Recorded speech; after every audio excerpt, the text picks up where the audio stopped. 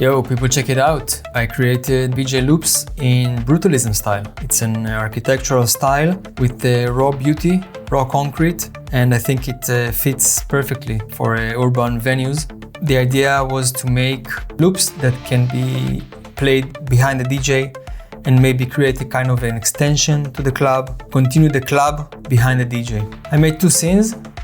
One of them is this seamless tunnel and the other one is this Atrium. Each scene I had it with realistic lights and with neon lighting. So when you mix them together, you can blend between classic and modern aesthetics. Let's see the loops and see the mixes. So we start with this tunnel loop, and you can see that the light is turning on and off along with the camera. The next one is just the tunnel with the full lights on, and I'll show you later how it mixes. Another one is the same tunnel with different neon lights that light up the corridor. And then let's just see what's going on here. We can visualize the way it looks by fading out, and you can see it's right on the spot.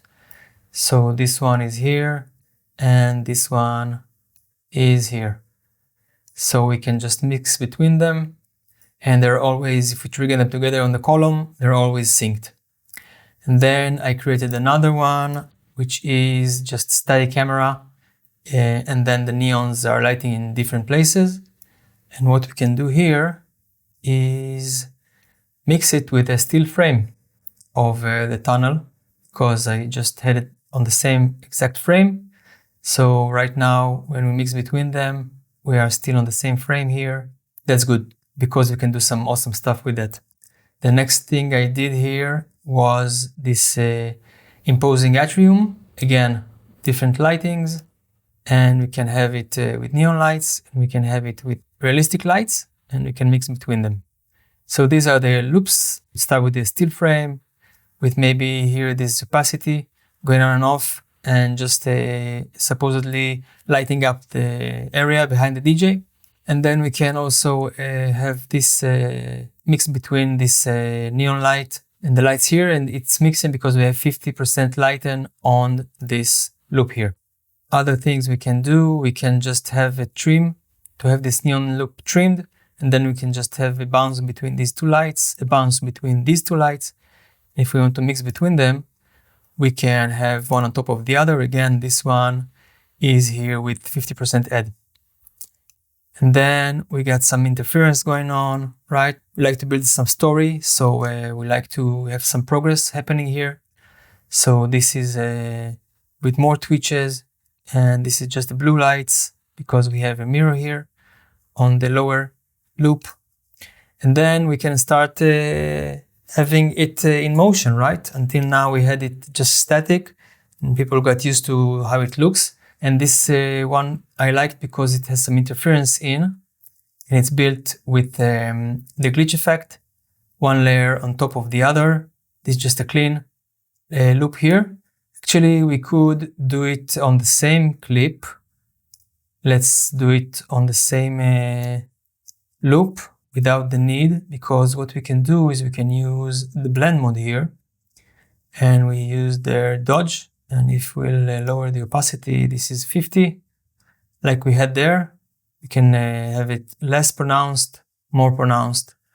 So this is a nice look, and because it's a shift glitch, I mean, I can't use this. I for some time I couldn't understand what's going on here. This is the kaput. It could be called kaput because it's totally kaput. But now we can use it with the blend mode. Just have it hinting here.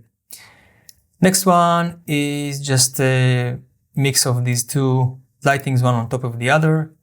This one is nice because we get one on top of the other. We have here a mix of them is 50 lighten. And this one is even nicer because what we have here, we have one tunnel on top of the other. But what's happening here is that one of them is on random. So you see this one, the playhead jumps sometimes and then it loses the sync. It's interesting. Some faster lights here. We got some mirrored here. This trick of levels that I add, and it makes flashes. because it plays with the levels of the loop. And then we got the bass and the ratio here with some kind of an envelope on them. This is the same one, slower, the same pattern of lights. I use the same trick here as well, with different speeds. And we got it red because red rum, right? So I use the tint here. The whites go to red, and we can take it to any color we like, of course. And this is the second scene. We got the Atrium, we got 4 different, right? 1, 2, 3, and 4. And then we can just bounce between the 2 lights and the 1 light. And then we can bounce between the 2 different niches here that light up. And then we can just have just this light, just this light, just this, and just this. And this is all with the trimming, this one clip. The same thing here happening with the neons. We got 1, 2, 3, and 4. And we can have them, you know, just this one, just this one, just this one, or just this one. And then we can, of course, mix between these. So we can have different mixes. Usually I use here 50% lighten. Of course, imagine this behind the DJ. If you play it for some time, it can actually look like this is the background of the DJ. Also, you're not limited to playing it the way I prepared it. You can have it, you know, you can play between different things on the beat and enjoy yourself.